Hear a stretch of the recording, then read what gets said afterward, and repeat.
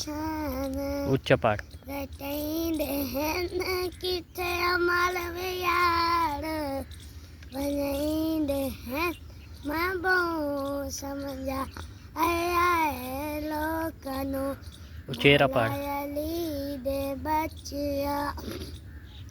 दीन बचाया है चढ़ने देते कुरान सुनाया है मैं बहु समझा ये लोकनु तू बोले शराते थे आड़वाई शेड़ा की बोगज न आवे साड़वाई से मैं बहु समझा आया है लोकनु मेरे आखे आशिक लाग वैसी केड़ा मुन केड़ हवे ओ वाग वैसी मैं बहु समझा